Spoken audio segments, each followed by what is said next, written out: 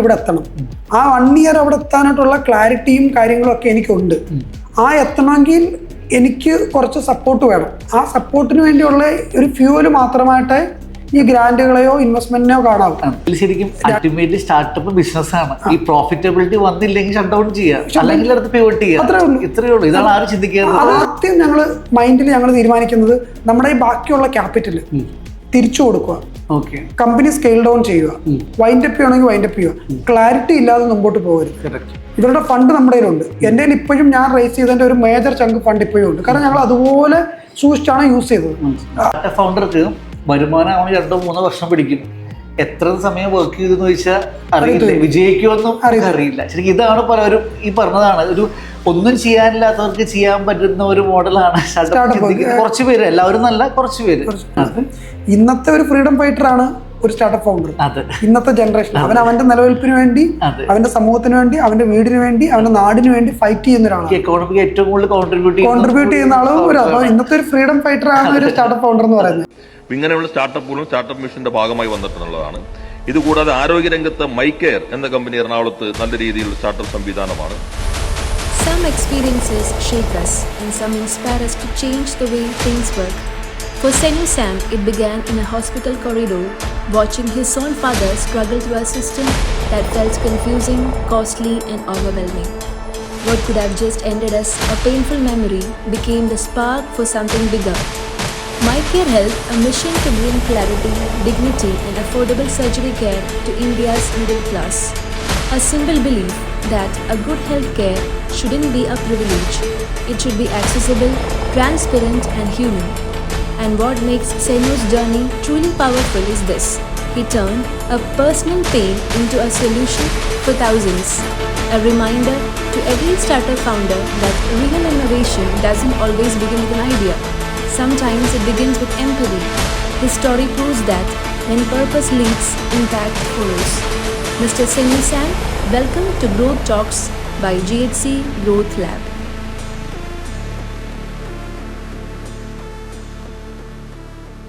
ശരിക്കും ഈ സ്റ്റാർട്ടപ്പ് എന്ന് പറയുമ്പോൾ കുറേ ആളുകൾ പറയും നമ്മൾ ട്രൈ ഔട്ട് ചെയ്ത് എക്സ്പീരിയൻസ് ചെയ്യാമെന്ന് പറയും. പക്ഷെ വേറൊരു വിഭാഗം ആൾക്കാർ പറയുന്നത് ഏതെങ്കിലും സെഗ്മെൻറ്റിൽ നമ്മളിപ്പോൾ മാർക്കറ്റിങ്ങിലോ ഫിനാൻസിലോ എന്തെങ്കിലും ഒരു സെഗ്മെൻറ്റ് ഒരു പാസ്റ്റ് എക്സ്പീരിയൻസ് ഉണ്ടെങ്കിൽ നല്ലതാണെന്ന് പറയും. അപ്പോൾ ശരിക്കും നിങ്ങളുടെ എക്സ്പീരിയൻസിൽ ശരിക്കും എനിക്കറിയാം പല സ്ഥലത്ത് വർക്ക് ചെയ്തിട്ടുണ്ട്. ആ പാസ്റ്റ് എക്സ്പീരിയൻസ് എങ്ങനെ ഇതിന് യൂസ്ഫുൾ ആയിരുന്നു? ഫൈനലി ഒരു എക്സ്പീരിയൻസ് ഇല്ലാത്ത ഒരാൾ, ഒരു ഫ്രഷർ ആയിട്ടുള്ള ഗ്രാജുവേറ്റ് സ്റ്റാർട്ടപ്പിലേക്ക് വന്നാൽ നിങ്ങളുടെ ഒരു വ്യൂ എന്താ? എക്സ്പീരിയൻസ് ഉള്ളത് നല്ലതായിരിക്കും. കാരണം ആ കുറച്ച് ലേണിംഗ് കർവ് കുറയ്ക്കാൻ പറ്റും. കാരണം നിങ്ങൾ ആ ഇൻഡസ്ട്രിയിലുണ്ട്, കുറേ കാര്യങ്ങൾ ഡയറക്റ്റ്ലിയോ ഇൻഡയറക്റ്റ്ലിയോ നിങ്ങൾ ആ ഇൻഡസ്ട്രിയെ കുറിച്ച് പഠിച്ചിട്ടുണ്ട്. അതിനകത്ത് ചെറിയ നിറ്റഗ്രിറ്റീസും നിങ്ങൾ അറിഞ്ഞിട്ടുണ്ട്. ആ ഒരു ടൈം പീരീഡ് ഉണ്ടല്ലോ, അത് പഠിക്കാനുള്ളൊരു ടൈം പീരീഡ് നിങ്ങൾക്ക് കുറയ്ക്കാം. പക്ഷേ എക്സ്പീരിയൻസ് ഇല്ലെന്ന് പറയുമ്പോൾ പേടിക്കണ്ട. കാരണം എക്സ്പീരിയൻസ് ഇല്ലാതെ ആ ഇൻഡസ്ട്രി ഇല്ലാത്ത ഒരാളാണെങ്കിൽ ആ ഇൻഡസ്ട്രിയെ കുറിച്ച് പഠിക്കാനായിട്ട് കിട്ടുന്നൊരു ക്യൂരിയോസിറ്റി ഉണ്ടല്ലോ, അവിടെ പോയിരുന്ന് ആ കൺസ്യൂമർ ജേണി എന്താണെന്ന് മനസ്സിലാവുകയും ആ ഫ്രസ്ട്രേഷൻ എന്താണെന്ന് ക്ലിയർ ആയിട്ട് മനസ്സിലാവുകയും ചെയ്യുമെങ്കിലും പഠിക്കാൻ പറ്റും. അപ്പം രണ്ടിൻ്റെ പ്ലസും മൈനസും ഉണ്ട്. എക്സ്പീരിയൻസ് ഉള്ള ഒരാൾ ഇനി എക്സ്പീരിയൻസ് കൂടിയാലും പ്രശ്നമാണ്. കാരണം അവരെ അൺവൈൻഡ് ചെയ്ത് അയാൾ ഒരു കാര്യം തന്നെയാണ് കണ്ടുകൊണ്ടിരുന്നത്, ഒരു സിസ്റ്റമാണ്, അയാൾ ഒരു പ്രോസസ്സാണ് ഈ ലൈഫ് ലോങ് കണ്ടുകൊണ്ടിരുന്നത്. അതിൽ നിന്ന് മാറി ചിന്തിക്കുമ്പോൾ ആദ്യം ബ്രെയിനിൽ വരുന്നത് ഇങ്ങനല്ലല്ലോ ഞാൻ കണ്ട ഇൻഡസ്ട്രി എന്നൊരു ചോദ്യം വരും. പക്ഷേ ഈ നോർമൽ ആദ്യമായിട്ട് വരുന്ന ആൾ അങ്ങനെ ചിന്തിക്കുന്നില്ല. അയാൾ പരാജയപ്പെട്ടാലും അത് ട്രൈ ചെയ്ത് നോക്കും. അപ്പം ആ ഒരു മൈൻഡ് സെറ്റിൽ വേണം നിൽക്കാൻ. ആക്ച്വലി അത് എക്സ്പീരിയൻസ് ഉള്ളതായാലും എക്സ്പീരിയൻസ് അല്ലേ, നിങ്ങൾ ചെയ്യാൻ പോകുന്നൊരു കാര്യം ഇതിനു മുമ്പ് അതിനൊരു SOP ഒരു പ്രോസസ്സോ ഒന്നും കാണത്തില്ല. അത് ആകെ നിങ്ങൾക്ക് ചെയ്യാവുന്നത് നിങ്ങൾ ചെയ്തു നോക്കുക. പരാജയപ്പെടുന്നെങ്കിൽ അത്ര സ്പീഡിൽ പരാജയപ്പെടുക, എന്നിട്ട് മുമ്പോട്ട് പോവുക. അപ്പം എക്സ്പീരിയൻസ് ഇല്ലായ്മയും ഒരു സ്റ്റാർട്ടപ്പ് ബിൽഡ് ചെയ്യാനായിട്ട് ഒരു പ്രശ്നമല്ല. പക്ഷെ ഏതാണോ തുടങ്ങുന്നത് അതിനകത്ത് എത്ര ഡീപ്ലി മനസ്സിലാവുകയും ഏറ്റവും നല്ലത് നിങ്ങൾക്ക് തന്നെ ആ ഫ്രസ്ട്രേഷൻ വന്നിട്ടുണ്ടെങ്കിൽ നിങ്ങൾ ഡെയിലി ഫേസ് ചെയ്തൊരു നല്ലൊരു ഫ്രസ്ട്രേഷൻ, ആ ഫ്രസ്ട്രേഷൻ എനിക്കിനി മറ്റുള്ള ഒരാൾ ഫേസ് ചെയ്യേണ്ട എന്നുള്ളൊരു തീരുമാനം, ആ തീരുമാനം എത്ര സ്ട്രോങ് ആണ്, അതാണ് ഒരു starting point, strong starting point ആയിട്ട് ഞാൻ കാണുന്നത്. ഇങ്ങനെ ഞാൻ ഫോൺ ചെയ്തപ്പോൾ ഞാനൊരു ജസ്റ്റ് ഒരു എക്സാമ്പിൾ പറയാം. ഇന്നലെ എൻ്റെ മോന് ഹോസ്പിറ്റൽ അഡ്മിറ്റാണ്. അപ്പോൾ ഹോസ്പിറ്റൽ അഡ്മിറ്റ് ആയപ്പം എനിക്കൊരു ചെറിയ കാര്യം ചോദിക്കണം ഇൻഷുറൻസ് ഡെസ്കിൽ വിളിച്ചിട്ട്.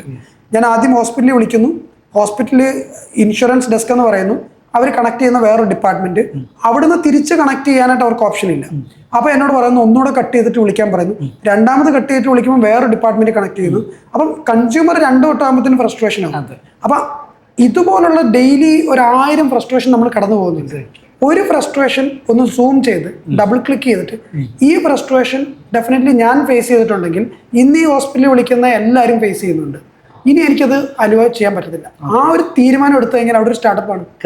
അതാണ് സ്റ്റാർട്ടപ്പ്. അപ്പം ഇനി എന്താ വേണ്ടത്?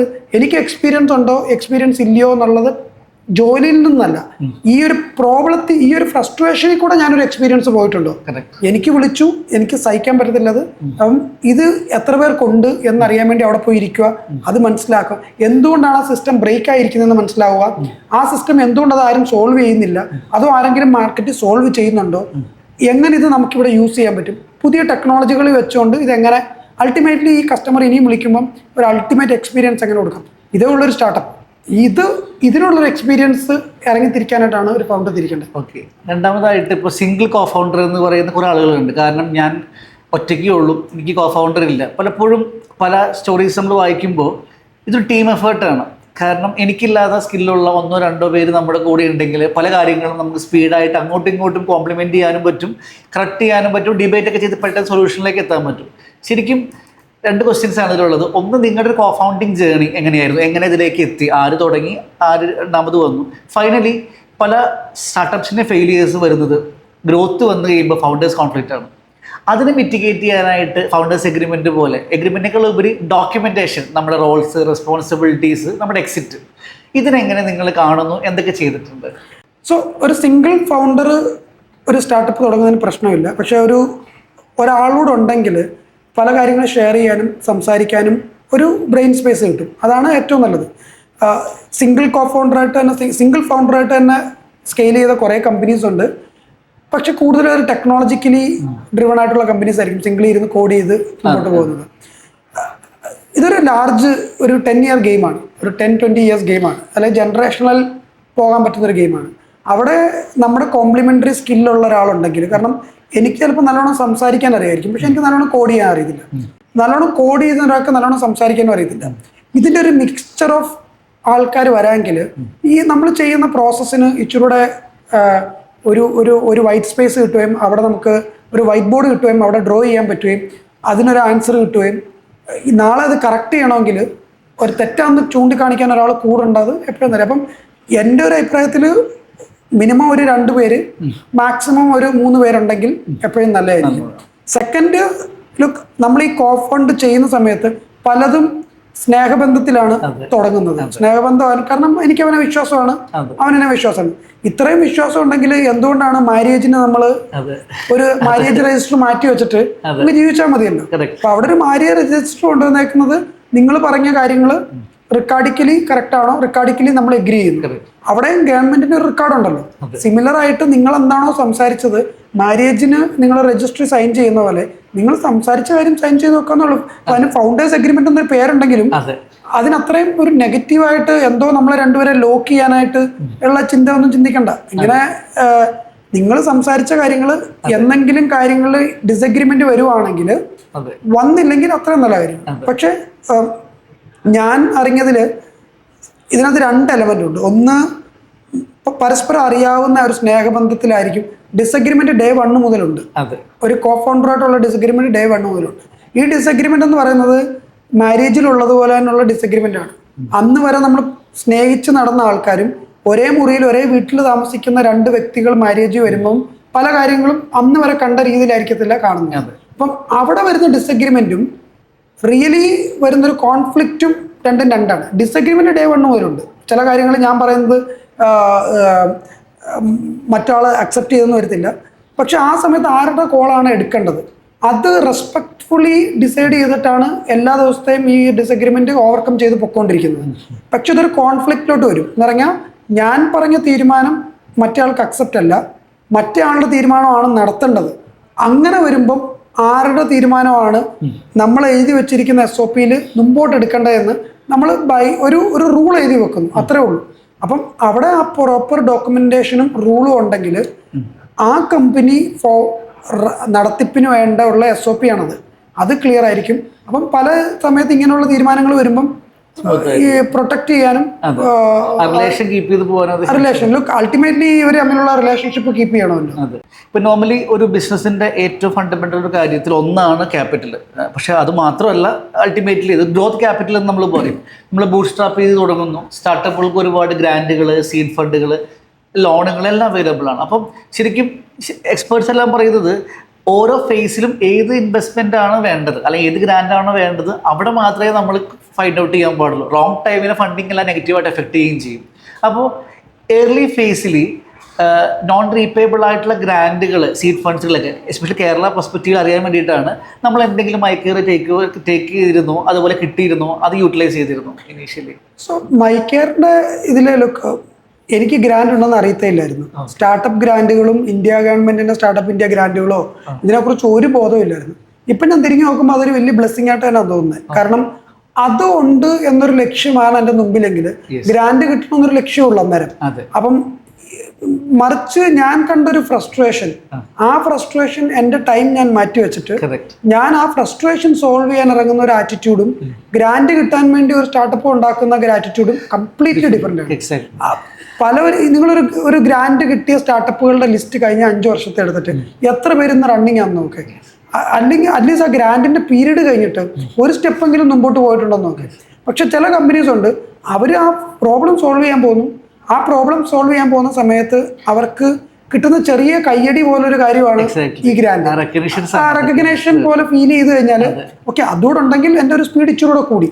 അപ്പം ഗ്രാൻഡ് നല്ലതാണ്, പക്ഷെ ഡിപ്പെൻഡ് ചെയ്തുകൊണ്ട് ഒരു സ്റ്റാർട്ടപ്പ് ബിൽഡ് ചെയ്യരുത്. ഒന്ന് ആഡ് ഓൺ ചെയ്യുകയാണെങ്കിൽ ഇപ്പൊ പല കുട്ടികളും നമ്മുടെ അടുത്ത് വന്നിട്ട് പറയുന്നത്, ഞങ്ങൾക്ക് കമ്പനി ഫോം ചെയ്തപ്പോൾ ഒരു ഏജൻസി മെയിൽ അയച്ചു, 50 ലക്ഷം ഗ്രാൻഡ് ഉണ്ട്.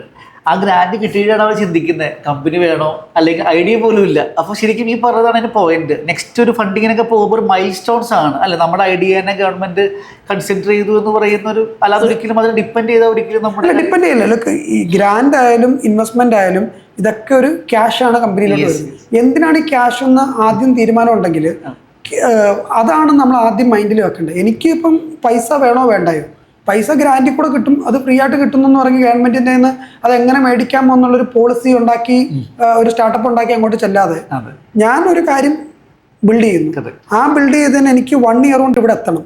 ആ 1 ഇയർ അവിടെ എത്താനായിട്ടുള്ള ക്ലാരിറ്റിയും കാര്യങ്ങളും ഒക്കെ എനിക്കുണ്ട്. ആ എത്തണമെങ്കിൽ എനിക്ക് കുറച്ച് സപ്പോർട്ട് വേണം. ആ സപ്പോർട്ടിന് വേണ്ടിയുള്ള ഒരു ഫ്യൂവൽ മാത്രമായിട്ട് ഈ ഗ്രാൻഡുകളെയോ ഇൻവെസ്റ്റ്മെന്റിനെയോ കാണാവും. രണ്ടും പൈസയാണ്, ഒന്നിന് ഇക്വിറ്റി പോകുന്നില്ല, ഒന്നിന് ഇക്വിറ്റി പോകുന്നു. ഈ ഒരു വ്യത്യാസം മാത്രമേ ഉള്ളൂ. പക്ഷെ ആ പൈസ എന്തിനാണെന്നുള്ളത് വളരെ ക്ലിയർ അല്ലെങ്കിൽ പ്രത്യേകിച്ച് കാര്യം. അതിനൊരു എക്സാമ്പിൾ ഇറങ്ങിയ എനിക്ക് അറിയാവുന്ന വളരെ ക്ലിയർ ആയിട്ടൊരു സ്റ്റാർട്ടപ്പ്, എൻ്റെ റിലേഷൻഷിപ്പ് തന്നെയുള്ളൊരു സ്റ്റാർട്ടപ്പാണ്, പക്ഷെ ഞാനത് പറയുന്നില്ല ആരാന്ന്. അവർ 1 ഇയർ ഈ ഗ്രാൻറ്റുകൾ ഉണ്ടെന്നുള്ളൊരു ഡിപ്പെൻഡൻസിയിൽ കുറച്ച് നിന്ന്, ഗ്രാൻഡ് വരുമ്പോൾ ഞങ്ങൾ അടുത്ത ഫേസിലോട്ട് മൂവ് ചെയ്യാം. ഒരു ഫേസിലെത്തിയപ്പോൾ തന്നെ ഗ്രാൻഡിന്റെ സെക്കൻഡ് ഗഡു വരാൻ ലേറ്റായി, 1 ഇയർ ലേറ്റായി. ഈ 1 ഇയർ ലേറ്റ് ആയപ്പം ആ ഫ്രസ്ട്രേഷനിൽ നിന്ന് അവർ തീരുമാനം എടുത്തു, ഗ്രാൻഡിന് വേണ്ടി ഞങ്ങൾ ഇനി കമ്പനി ബിൽഡ് ചെയ്യുന്നില്ല, ഗ്രാൻഡ് കിട്ടിയാലും ഇല്ലെങ്കിലും ഞങ്ങൾ കമ്പനി ബിൽഡ് ചെയ്യാൻ പോവാം. അവരുടെ കയ്യിൽ നിന്ന് തന്നെ കുറച്ച് പൈസ ഇട്ട് ടീമിനെ ബിൽഡ് ചെയ്യും. കാരണം അവിടെ കൺവിക്ഷൻ ഉണ്ട്. കൺവിക്ഷൻ എന്താണ്, എൻ്റെ കയ്യിൽ നിന്ന് ഞാൻ പൈസ ഇറക്കണമെങ്കിൽ ഞാൻ ടൈം കളയത്തില്ല. എൻ്റെ കയ്യിൽ നിന്ന് പൈസ ഇറക്കണമെങ്കിൽ ഞാൻ ചെയ്യാൻ പോകുന്ന കാര്യത്തിൽ എനിക്ക് വിശ്വാസമുണ്ട്. ഈ കാര്യങ്ങൾ രണ്ടുപേരും ക്ലിയർ ആയാലേ ഉള്ളൂ ബാക്കി എന്ത് വന്നിട്ട്.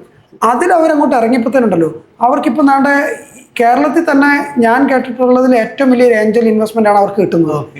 അത് കഴിഞ്ഞപ്പോൾ തന്നെ ഈ രണ്ടാമത്തെ ഗഡുവിന്റെ ഗ്രാൻഡിന്റെ ആൾക്കാർ ഇങ്ങോട്ട് വിളിച്ചിട്ട് പറഞ്ഞു, ഈ ഇൻവെസ്റ്റ്മെന്റ് എടുക്കുന്നതിന് മുമ്പേ ഞങ്ങൾ ആ പൈസ ഗ്രാൻഡിലൂടെ സെക്കൻഡ് ട്രാൻസിലൂടെ തീർക്കാന്ന് പറഞ്ഞു. സോ ആ ഒരു ഫേസിലോട്ട് പറഞ്ഞു. നമ്മള് ഇത് ഇൻവെസ്റ്റ്മെന്റിനാണെങ്കിലും ഗ്രാൻഡ് മാത്രമല്ല, ഇൻവെസ്റ്ററിന്റെ ഫണ്ട് ഉണ്ടെങ്കിൽ മാത്രമേ എനിക്ക് കമ്പനി ബിൽഡ് ചെയ്യാവൂ എന്ന് പറഞ്ഞ് ബിൽഡ് ചെയ്യില്ല. എനിക്ക് ഫ്രസ്ട്രേഷൻ ഇത് ഞാൻ കണ്ടു. അപ്പം അവിടാണ് നീ ചെയ്യുന്ന കാര്യത്തിനകത്ത് എത്രമാത്രം നീ കൺവിക്ഷൻ ഉണ്ട്, ആ കൺവിക്ഷൻ നീ എത്രമാത്രം ടൈം സ്പെൻഡ് ചെയ്യും, എത്രമാത്രം എനർജി സ്പെൻഡ് ചെയ്യും. പൈസ കൊണ്ട് സോൾവ് ചെയ്യുന്ന കാര്യങ്ങളല്ല ഈ 3 കാര്യം. പൈസ അതിന് മേളിൽ നിങ്ങളെ ഒന്ന് ബൂസ്റ്റ് ചെയ്യാവുന്ന മാത്രമേ ഉള്ളൂ, വേറെ ഒന്നും ചെയ്യത്തില്ല. ഇത് വന്നു കഴിഞ്ഞിട്ട് ഈ ബൂസ്റ്റ് വരുമെന്ന് വിചാരിച്ചിട്ട് നടക്കത്തില്ല. അപ്പം നിങ്ങൾ കണ്ട പ്രോബ്ലം സോൾവ് ചെയ്യാനായിട്ട് ഇറങ്ങുക, അതിനുവേണ്ടി മുമ്പോട്ട് നടക്കുക, ബാക്കിയൊക്കെ ഓട്ടോമാറ്റിക്കലി അവരിങ്ങോട്ട് വന്ന് അട്രാക്ട് ചെയ്യും. അതെ, അതാണ് ശരിക്കും എനിക്ക് ഇഷ്ടമുള്ളൊരു കാര്യം. അതായത് ഇൻവെസ്റ്റർ എങ്ങനെ സ്റ്റാർട്ടപ്സിലേക്ക് കൊണ്ടുവരാം. പലപ്പോഴും US സിംഗപ്പൂരൊക്കെ ആണെങ്കിൽ ചില നീഷ് ഏരിയാസിൽ നമുക്ക് ഐഡിയ ചെയ്തതിൽ ഫണ്ടിങ് പോസിബിൾ ആണ്. ഇവിടെ നമ്മളൊക്കെ ചെയ്ത് കാണിക്കണം അല്ല, ഒരു 10 ലക്ഷമെങ്കിലും ലോൺ ആയിട്ടോ ബൂട്ട് സ്ട്രാപ്പ് ചെയ്തോ കാണിച്ച് നമുക്ക് വിശ്വാസമില്ലെങ്കിൽ എങ്ങനെ ഫണ്ട് വരാം? അത് ഇമ്പോസിബിൾ എന്നല്ല, ചില കേസിൽ അത് പ്രോബ്ലം ആണ്. ശരിക്കും ഇതൊരു ഗ്രോത്ത് ക്യാപിറ്റലാണ്. ഒരു 10 വർഷത്തെ ഗ്രോത്തിനെ 2 വർഷം കൊണ്ട് ചെയ്യുന്നു. ഒരു 24 മണിക്കൂറിനെ 48 മണിക്കൂറാക്കുന്ന ഉത്തരവാദിത്തമാണ് നമുക്കുള്ളത്. അത് എല്ലാവർക്കും പറ്റുന്ന കാര്യമല്ല. ശരിക്കും ഈ ക്ലാരിറ്റിയാണ് പലപ്പോഴും ഇഷ്യൂസ് ആവുന്നത്. ഫണ്ട് റൈസിങ് നെഗറ്റീവായിട്ട് എഫക്ട് ചെയ്യുന്ന കാര്യം. നേരത്തെ ഒരു പോയിന്റ് വളരെ വാലിഡ് ആണ്. Fund deployment plan. എനിക്ക് എത്ര പൈസ വേണം, എത്ര നാളത്തേക്ക് വേണം, ഇതുകൊണ്ട് എന്ത് ഗ്രോത്ത് ഉണ്ടാക്കാൻ പറ്റും എന്നൊരു ക്ലാരിറ്റിയും ഒരു പകുതി ഫൗണ്ടേഴ്സിനും ഇല്ല.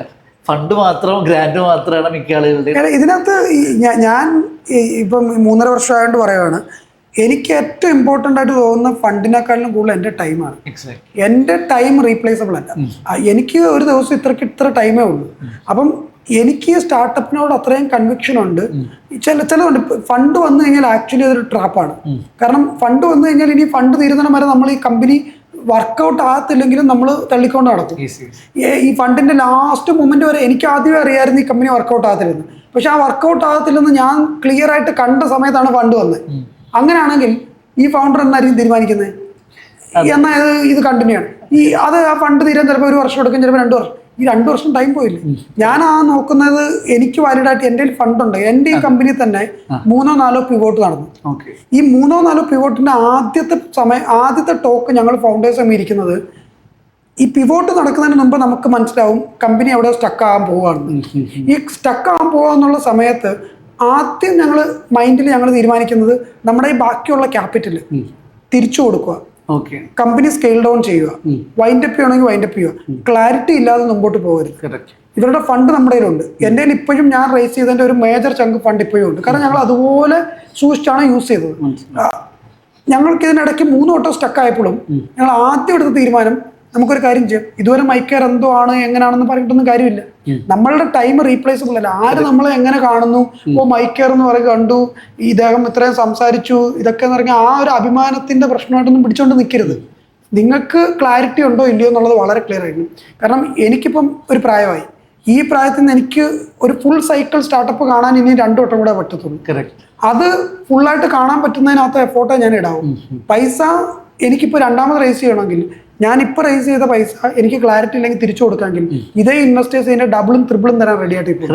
അപ്പം ആ റെസ്പെക്ട് ബിൽഡ് ചെയ്യുക. അല്ലാതെ ഈ പൈസ ഒരു ട്രാപ്പാന്ന് തന്നെ ആദ്യം ചിന്തിക്കുക. ക്ലാരിറ്റി എനിക്ക് 1 ഇയറിൽ എത്താനായിട്ട് ഇവിടെ എത്താൻ ക്ലിയർ ഉണ്ടെങ്കിൽ ആ 1 ഇയറിലേക്കുള്ള, അല്ലെ എനിക്ക് ഇവിടുന്ന് കോയമ്പത്തൂർ വരെ പോകണം, കോയമ്പത്തൂർ വരെ പോകേണ്ട പമ്പുകളൊന്നുമില്ല, അതിനുവേണ്ടിയുള്ള ഇന്ധനം ഇപ്പോഴേ ഞാൻ അടിക്കണം. ആ ഇന്ധനം അടിച്ചെന്ന് പറഞ്ഞുകൊണ്ട് എനിക്ക് കോയമ്പത്തൂർ പോകാൻ പറ്റത്തില്ലല്ലോ. അങ്ങനെയാണ് പലവരും, ഓക്കെ എനിക്ക് പെട്രോൾ ഉണ്ട് എന്നാൽ ഞാൻ പോകുന്നിടം വരെ പോവാം എന്നുള്ളൊരു പോക്ക് പോയി കഴിഞ്ഞാൽ ടൈമാണ് ഇമ്പോർട്ടൻറ്റ്. നിന്റെ ടൈം ഇത് മാത്രമല്ല ഇവിടെ പ്രോബ്ലംസ് ആയിട്ട് കിടക്കുന്നത്. ഇത് മാത്രമല്ല ഫ്രസ്ട്രേഷൻ. ഒന്ന് കണ്ണ് തുറന്ന് നോക്കാമെങ്കിൽ, ഒന്ന് ഇറങ്ങി മുമ്പോട്ട് നടക്കാമെങ്കിലും ഒരു 100ഓളം ഫ്രസ്ട്രേഷൻ നമുക്ക് കാണാൻ പറ്റും. ഇതല്ലെങ്കിൽ ഇതിനെക്കാട്ടിലും സോൾവ് ചെയ്യാൻ പറ്റുന്ന നല്ല അടിപൊളി പ്രോബ്ലംസ് അവിടെ കിടപ്പുണ്ട്. ഇതിൽ ശരിക്കും അൾട്ടിമേറ്റ്ലി സ്റ്റാർട്ടപ്പ് ബിസിനസ്സാണ്. ഈ പ്രോഫിറ്റബിലിറ്റി വന്നില്ലെങ്കിൽ ഷട്ട് ഡൗൺ ചെയ്യുക, അല്ലെങ്കിൽ അടുത്ത് പിവോട്ട് ചെയ്യുക. ഇത്രയേ ഉള്ളൂ. ഇതാണ് ആരും ചിന്തിക്കുന്നത്. അത് പലരും ഉണ്ടല്ലോ. എനിക്ക് അടുത്തിടെ ഇൻസ്റ്റാഗ്രാമിൽ വന്നൊരു മെസ്സേജാണ് ഈ ഹാക്കത്തോണൊക്കെ കഴിഞ്ഞപ്പം, ചേട്ടാ എനിക്ക് വീട്ടിൽ നിൽക്കാൻ ഭയങ്കര പ്രഷറാണ്, എനിക്ക് വീട്ടിൽ നിൽക്കാൻ പറ്റുന്നില്ല, ജോലിക്ക് പോകാനാണ് അമ്മ പറയുന്നത്, എനിക്ക് എന്ത് ചെയ്യണമെന്ന് അറിയത്തില്ല, എനിക്കൊരു സ്റ്റാർട്ടപ്പ് ചെയ്യണം. അപ്പം ഈ ചോദ്യത്തിനകത്ത് അപ്പൊ എനിക്കൊരു ക്യൂരിയോസിറ്റി, ഞാൻ അവനോട് ചോദിച്ചു, നിനക്ക് എന്തിനാണ് സ്റ്റാർട്ടപ്പ് ചെയ്യുന്നത്? എനിക്ക് വീട്ടിൽ എന്തെങ്കിലും പറയണ്ട ചേട്ടാ. അപ്പം ഇതാണ്. എന്നിട്ട് 2ാമത്തെ അതിനേക്കാളും പണി, എനിക്ക് എന്തും ചെയ്യാനുള്ള കരുത്തും ആരോഗ്യവും ഉണ്ട് ചേട്ടാ.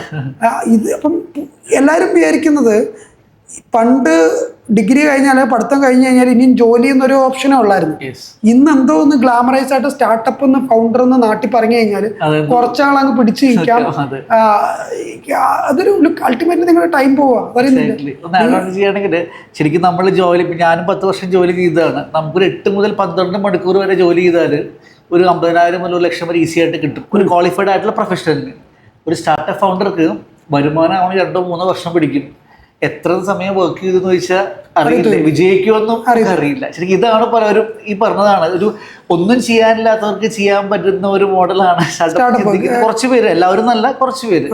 ഞാൻ പറഞ്ഞാൽ ഏറ്റവും നല്ലതെന്ന് പറഞ്ഞാൽ അവര് ഒരു സ്റ്റാർട്ടപ്പ് കമ്പനി പോയി ജോയിൻ ചെയ്യുക. Yes, yes. അവരുടെ ആദ്യം ഒരു 6 മാസം അവിടെ നിൽക്കുക, സ്റ്റാർട്ടപ്പിലോട്ട് എടുത്ത് നേരിട്ട് ചാടാതെ ഒരു 3 മാസം അല്ലെങ്കിൽ ഒരു ഇന്റേൺഷിപ്പ് ആയിട്ടെങ്കിലും. Yes. ഞാൻ മൈക്കെയർ തുടങ്ങിക്കഴിഞ്ഞ് എനിക്ക് ലോകത്തിൽ തന്നെ ഒരു വലിയ കമ്പനിയാണ് സ്നാപ്ചാറ്റ്. Yes. അതിന്റെ ഗ്ലോബൽ ചീഫ് ബിസിനസ് ഓഫീസർ മൈക്കെയറിൽ ഇൻവെസ്റ്റ് ചെയ്ത ആളാണ്. Okay. പുള്ളി നേരത്തെ മെറ്റായുടെ MD ആയിരുന്നു. ഞാൻ പുള്ളിക്ക് എന്നോട് ചോദിച്ചു, നിനക്ക് എന്ത് സപ്പോർട്ടാണ് ഞാൻ ചെയ്യേണ്ടതെന്ന്. ഞാൻ പറഞ്ഞു, എനിക്കൊരു 1 month ഇന്റേൺഷിപ്പ് സ്നാപ്ചാറ്റിന്റെ ഗ്ലോബൽ ടീമിന്റെ കൂടെ തരാൻ പറ്റുമോ? കാരണം എനിക്കറിയാം, എനിക്ക് അതിനേക്കാളും കൂടുതൽ എക്സ്പോഷർ കിട്ടാനില്ല. എനിക്ക് കമ്പനി റൺ ചെയ്യുന്നതിനേക്കാളും കൂടുതൽ എങ്ങനെ എന്ത് രീതിയിൽ ഒരു പ്രോഡക്റ്റ് ബിൽഡ് ചെയ്യണമെന്ന് ക്ലാരിറ്റി ഉണ്ടെങ്കിൽ ഈ പ്രോബ്ലം മാത്രമല്ല, ഒരു 1000 പ്രോബ്ലംസ് കിടപ്പുണ്ട്. ഞാൻ ഇടയ്ക്കിടയ്ക്ക് എൻ്റെ മൈൻഡ് വരുന്ന കാര്യമാണ്, എല്ലാ ഇപ്പം കുറച്ചുപേര് പറയും, ചേട്ടാ പണ്ടത്തോട്ടല്ല, പണ്ടൊക്കെ ഒത്തിരി പ്രോബ്ലം ഉണ്ടായിരുന്നു, ഇപ്പം ChatGPT വന്നു, പ്രോബ്ലംസ് ഒന്നും അത്രയില്ല. എല്ലാ സൊല്യൂഷനകത്തും ഒരു പ്രോബ്ലം കിടപ്പുണ്ട്. ഏത് സൊല്യൂഷനകത്തും ഒരു പ്രോബ്ലം, ആ പ്രോബ്ലം ഐഡന്റിഫൈ ചെയ്യുക, അത് സോൾവ് ചെയ്യുക. ഇതിലേക്ക് വാട്സപ്പ് ഒരു സൊല്യൂഷനാണ്, പക്ഷെ നിങ്ങൾ ഇന്ന് എത്ര വാട്സപ്പ് ഓപ്പൺ ചെയ്തിട്ടുണ്ട്? അതൊരു പ്രോബ്ലം അല്ലേ? അത് സോൾവ് ചെയ്യുന്നതാണ് അടുത്ത വാട്സപ്പ്. അപ്പം ഇത് കാണാൻ പറ്റുന്ന ഒരു സിഗ്നൽ ഉണ്ട്. ആ സിഗ്നലിന് വേണ്ടി നമ്മൾ എല്ലാ ദിവസവും ട്യൂൺ ചെയ്തിരിക്കാവുന്നേ ഉള്ളൂ. ട്യൂൺ ചെയ്തിരുന്നോ സിഗ്നൽ കിട്ടും. ഫ്രസ്ട്രേഷൻസ് ഇങ്ങനെ അപ്പം ഒന്ന് പറഞ്ഞെന്ന് പറഞ്ഞാൽ, ഫൗണ്ടർ അയാളുടെ ടൈമാണ് ഇമ്പോർട്ടൻറ്റ്, ഗ്രാൻഡോ ഇൻവെസ്റ്റ്മെന്റോ അല്ല. ടൈം ആദ്യം യൂസ് ചെയ്യുക. ഇന്ന് നിങ്ങൾ കണ്ടതിനെക്കാട്ടിലും ഡബിൾ എഫക്റ്റോ ഡബിൾ ഫ്രസ്ട്രേഷനോ വരുന്ന വേറെ പ്രോബ്ലംസ് കിടപ്പുണ്ട്. നിങ്ങൾ ഫ്രസ്ട്രേഷൻ ഏറ്റവും നല്ലത് കണ്ടുപിടിക്കുക എന്ന് മാത്രമേ ഉള്ളൂ. അത് കണ്ടുപിടിച്ച് അതിനൊരു സൊല്യൂഷൻ ബിൽഡ് ചെയ്യുക. ആ സൊല്യൂഷൻ നിങ്ങൾക്ക് ക്ലിയർ ഉണ്ടെങ്കിൽ, റോഡ് മാപ്പ് ക്ലിയർ ആണെങ്കിൽ, ഞാൻ ഇതിനു വേണ്ടി എൻ്റെ ടൈം ഇൻവെസ്റ്റ് ചെയ്ത് കഴിഞ്ഞാൽ വെർത്താണെന്ന് ഫീൽ ചെയ്യാമെങ്കിൽ മാത്രമേ ഉള്ളൂ മണി ഇൻവെസ്റ്റ്മെന്റിന് വേണ്ടി പോകാവൂ. അപ്പൊ ആദ്യം നീ നിന്റെ ടൈം ഇൻവെസ്റ്റ്മെന്റ് അടുത്ത 5 വർഷത്തേക്ക് അല്ല അടുത്ത 10 വർഷത്തേക്ക് നിന്റെ ടൈം ഇൻവെസ്റ്റ് ചെയ്യുന്നതിന് വെർത്തുണ്ടോ എന്ന് നോക്കുക. ആ വെർത്തിന് കിട്ടുന്ന ഒരു ഇൻകം ആയിരിക്കണം ആദ്യം വേണ്ടത്. ശരിക്കും ഈ സ്ട്രക്ചറിങ് എന്ന് പറയുമ്പോൾ പലവർക്കും അറിയില്ല. അതായത് ഞാനൊക്കെ നമ്മൾ അഡ്വൈസ് എന്നല്ല റെക്കമെൻഡ് ചെയ്യാറ്, ബിസിനസ് വയബിൾ ആണെങ്കിൽ മാത്രം ഒരു എൻറ്റിറ്റിയിലേക്ക് പോവാം, അല്ലെങ്കിൽ സിംഗിൾ പ്രൊപ്പറേറ്റർ മതി, ഇല്ലെങ്കിൽ സ്റ്റോപ്പ് ചെയ്യുക അടുത്തതിലേക്ക് പോവാം. ശരിക്കും യൂണിക്കോൺസ് ഒക്കെ ചെയ്യുന്നൊരു മോഡൽ ശരിക്കും ഞാൻ മൈക്കെയറിൽ സിനിമയിലൊക്കെ ശരിക്കും ഒരു ഭയങ്കര ഇമ്പ്രസീവായ ഒരു മോഡലാണ്. നമ്മൾ പരിചയപ്പെട്ടപ്പോഴും ഇപ്പോൾ അറിയുമ്പോഴും ഞാൻ മനസ്സിലാക്കുന്നത് റിവേഴ്സ് ക്ലിപ്പിംഗ് പോലത്തെ കാര്യങ്ങൾ പല ആളുകളും കേട്ടിട്ട് പോലും ഇല്ല കേരളത്തിൽ എന്താണ്. അപ്പോൾ നമ്മൾ യൂണിക്കോൺ ഇപ്പോൾ പലരും നമ്മൾ ഇൻസ്റ്റഗ്രാമിലും ലിങ്ക്ഡിനൊക്കെ പഠിക്കുമ്പോൾ ഇതിൻ്റെ ബാക്കിലെ സ്ട്രക്ചറിങ് വളരെ ഇമ്പോർട്ടൻ്റ് ആണ്. ഓരോ കൺട്രിയുടെ ലീവറേജുകൾ എങ്ങനെ അതിനെ കൊണ്ടുവരണം എന്നുള്ള കാര്യങ്ങൾ ശരിക്കും ഈ ഫ്ലിപ്പിങ്ങിനെ പറ്റി അല്ലെങ്കിൽ ഇങ്ങനത്തെ ഒരു പോസിബിലിറ്റി ഒക്കെ എങ്ങനെയാണ് ഐഡൻറ്റിഫൈ ചെയ്തത്? രണ്ടാമത്തെ ക്വസ്റ്റ്യൻ ആഡ് ഓൺ ചെയ്തത്, ഏർലി സ്റ്റേജ് ഫണ്ട് റൈസിങ് വളരെ പാടാണ്. ഈ ഫണ്ട് റൈസിങ്ങുമായി ബന്ധപ്പെട്ട് ചെയ്യാൻ പാടില്ലാത്ത 2 കാര്യങ്ങൾ കൂടി ഒന്ന് പറയണം, അതായത് ഒരു ഏർലി റവന്യൂ ആൾക്കാർക്ക് വേണ്ടിയിട്ട്. സോ ഒന്ന്, സ്റ്റാർട്ടപ്പ് ഫണ്ട് എല്ലാ സ്റ്റേറ്റിനും എല്ലാ കൺട്രിയുടെയും എക്കോണമിക്ക് ഒരു വലിയ ഭാഗമാണ് സ്റ്റാർട്ടപ്പ് എന്ന് പറയുന്നത്. അപ്പോൾ എല്ലാ കൺട്രി അതുപോലെ ഓഫറുകളും ഓപ്പർച്യൂണിറ്റീസും വെച്ചിട്ടുണ്ട്. നിങ്ങൾ ബിൽഡ് ചെയ്യുന്ന സെഗ്മെന്റ് ഏത് കൺട്രിയിലാണ് ഏറ്റവും നല്ലോണം ഫ്ലറിഷ് ചെയ്യുന്നതെന്ന് നോക്കുക. ആ കൺട്രിയിൽ ഡെഫിനറ്റ്ലി അതുപോലെ ഓപ്പർച്യൂണിറ്റി വെച്ചിട്ടുണ്ടായിരിക്കും. ഇപ്പം എക്സാമ്പിൾ സോളാർ പാനൽ, അല്ലെങ്കിൽ ഡ്രോൺ സ്റ്റാർട്ടപ്പ്, അല്ലെങ്കിൽ കമ്പ്യൂട്ടർ വിഷൻ, അപ്പം അല്ലെങ്കിൽ വോയിസ് AI. ഇപ്പം ഞാൻ ഇതിനൊരു എക്സാമ്പിൾ ഇത്രയും പറയുകയാണെങ്കിൽ വോയിസ് AIക്ക് ഏറ്റവും നല്ലത് US കാര്യങ്ങളായിരിക്കും, അല്ലെങ്കിൽ AI ബിൽഡ് ചെയ്യാൻ ഏറ്റവും നല്ലത് ഇനിഷ്യലി ഒരു US മാർക്കറ്റ് ആയിരിക്കും. കാരണം അവിടെ നമ്മളെക്കാട്ടിലും ഒരു 10 വർഷം മുമ്പത്തെ മെച്യൂരിറ്റിയിലാണ് കാര്യങ്ങൾ പൊയ്ക്കൊണ്ടിരിക്കുന്നത്.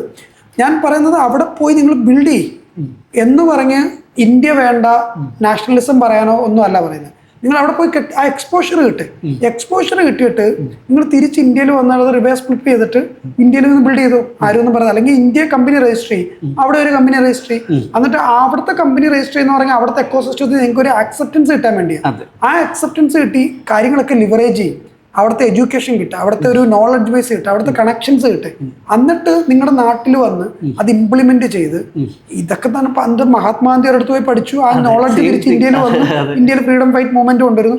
എല്ലാ പണ്ട് കാലങ്ങളിലും നടന്നൊരു കാര്യമാണ്. അപ്പം ഇന്നത്തെ ഒരു ഫ്രീഡം ഫൈറ്ററാണ് ഒരു സ്റ്റാർട്ടപ്പ് ഫൗണ്ടർ. ഇന്നത്തെ ജനറേഷൻ അവന്റെ നിലനിൽപ്പിന് വേണ്ടി, അവന്റെ സമൂഹത്തിന് വേണ്ടി, അവന്റെ വീടിന് വേണ്ടി, അവന്റെ നാടിന് വേണ്ടി ഫൈറ്റ് ചെയ്യുന്ന ഒരാളാണ്, കോൺട്രിബ്യൂട്ട് ചെയ്യുന്ന ആളും ഒരു. അപ്പൊ ഇന്നത്തെ ഒരു ഫ്രീഡം ഫൈറ്റർ ആണ് ഒരു സ്റ്റാർട്ടപ്പ് ഫൗണ്ടർ എന്ന് പറയുന്നത്. അപ്പം അദ്ദേഹത്തിന്റെ ഒരു ആഗ്രഹം വളർത്താനായിട്ട് ഏറ്റവും നല്ലതായിട്ടുള്ള മണ്ണ് എവിടെയാണെന്ന് ആദ്യം നോക്കുക. അവിടെ നമ്മൾ അത് ലിവറേജ് ചെയ്യുക എന്ന് പറഞ്ഞ് ഞാൻ അവിടത്തേക്ക് പറിച്ചു നടാനല്ല പറയുന്നത്. അപ്പം ഞങ്ങളുടെ മൈക്കെയറിൻ്റെ ഇത് പറയുവാണെങ്കിൽ എൻ്റെ ആദ്യത്തെ ഒരു ആഗ്രഹമായിരുന്നു വേൾഡിലെ ലാർജസ്റ്റ് ആക്സലറേറ്റർ പ്രോഗ്രാമുകളിൽ പോയി പങ്കെടുക്കുക എന്നുള്ളത്. അതിന് കാരണം എനിക്കൊരു വേൾഡ് ക്ലാസ് കമ്പനിയാണ് ബിൽഡ് ചെയ്യേണ്ടത്. അത് എക്സ് ആണോ വൈ ആണോ എനിക്കറിയത്തില്ല. എൻ്റെ ഒരു ജേർണിയിൽ സെനു എന്ന് പറഞ്ഞ ഫൗണ്ടേഴ്സ് അല്ലെങ്കിൽ ഞങ്ങളുടെ ഫൗണ്ടേഴ്സ് ഞങ്ങൾക്കൊരു വേൾഡ് ക്ലാസ് കമ്പനിയാണ് ബിൽഡ് ചെയ്യേണ്ടത്. അത് ഇത് തന്നെന്ന് ഞങ്ങൾക്ക് നിർബന്ധമൊന്നുമില്ല, ഇതല്ലെങ്കിൽ വേറൊരു കാര്യം. പക്ഷെ ഞങ്ങൾ ബിൽഡ് ചെയ്യുന്നത് ഇന്നല്ലെങ്കിൽ നാളെ വേൾഡിൽ അല്ലെങ്കിൽ ലോകത്ത് അറിയാൻ പോകുന്ന അത്രയും സ്കെയിലുള്ളൊരു കമ്പനി ആയിരിക്കും, അത് ഉറപ്പാണ്.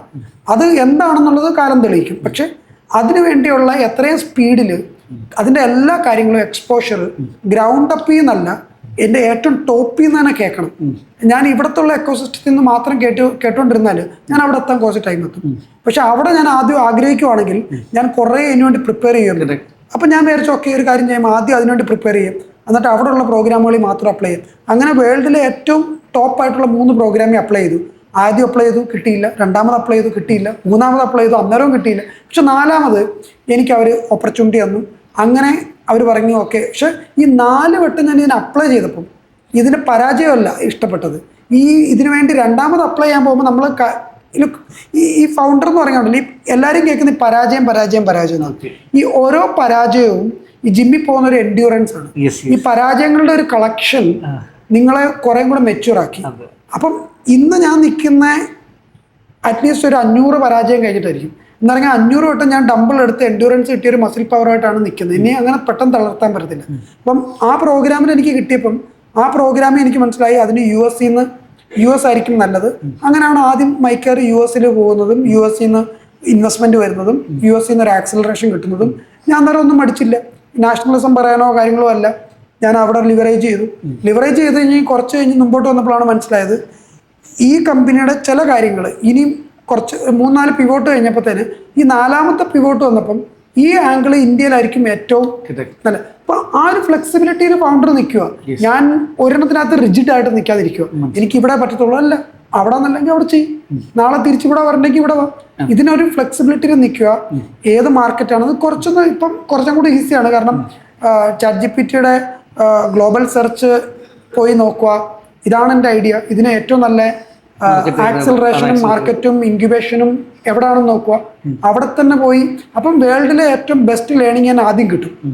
എന്നിട്ട് അത് തിരിച്ച് നിന്റെ നാട്ടിൽ വന്ന് ഇംപ്ലിമെന്റ് ചെയ്യുക, എന്നിട്ട് ഇവിടെ സ്കെയിൽ ചെയ്യുക, ഒരു വേൾഡ് ക്ലാസ് ബിൽഡ് ചെയ്യുക. അപ്പം ഏതൊരു കാര്യം നോക്കിയാൽ ആദ്യത്തെ ബ്രിട്ടാനിയ കമ്പനി തുടങ്ങിയ കാലം മുതൽ ആദ്യത്തെ ടയർ കമ്പനി ഏത് കാര്യം നിങ്ങൾ ഓർത്തു, അവര് ആ കാര്യം വെളിയിലൊരു രാജ്യത്ത് ടേസ്റ്റ് ചെയ്തിട്ടോ എക്സ്പീരിയൻസ് ചെയ്തിട്ടോ ഇതേ കുക്കീസും ഇതേ ബിസ്ക്കറ്റും എൻ്റെ നാട്ടിലും വേണമെന്ന് പറഞ്ഞിട്ട് തിരിച്ചിവിടെ വന്നിട്ടാണ് ഇന്ന് ജനറേഷനൽസോളം ബ്രിട്ടാനിയ കാര്യങ്ങളൊക്കെ വന്നത്. സോ അതിനൊരിക്കലും നാണക്കേട് വിചാരിക്കേണ്ട. അവരും അതുപോലെ തന്നെ പോയി ഒരു വേറെ രാജ്യത്ത് എക്സ്പീരിയൻസ് ചെയ്തൊരു കാര്യമാണ് അവരൊന്ന് ബിൽഡ് ചെയ്യുന്നത്. സോ അതാണ് ഒന്നാമത്തെ കാര്യം പറയാനുള്ളത്. എന്ന് പറഞ്ഞാൽ റിവേഴ്സ് ഫ്ലിപ്പ് എന്ന് പറയുന്നത്, ഈ ഫ്ലിപ്പ് എന്ന് പറയുന്നതൊക്കെ ഞാനിപ്പോഴാണ് കേൾക്കുന്നത്. പക്ഷെ ഞാൻ അവിടെ എൻ്റെ ആഗ്രഹം നല്ലയിടത്ത് പോയി പഠിക്കുക, മനസ്സിലാക്കുക, തിരിച്ചെൻ്റെ രാജ്യത്ത് തന്നെ അത് ബിൽഡ് ചെയ്യുക. അപ്പോൾ തിരിച്ചു വരുമ്പോൾ ആ സ്ട്രക്ചറിങ്ങും കാര്യങ്ങളും റൈറ്റ് ആൾക്കാരുകൾ കേരളത്തിലെ CAയും CS കേരളത്തിലും ഇന്ത്യയിലും നിറയെ ആൾക്കാരുണ്ട്. എല്ലാവർക്കും എല്ലാ കാര്യങ്ങളും അറിയാം. പക്ഷെ ഈ ഹെൽത്ത് കെയറിലായതുകൊണ്ട് ഈ ഓർത്തോപെഡിക്സിൽ തന്നെ പല കാര്യങ്ങളുണ്ട്.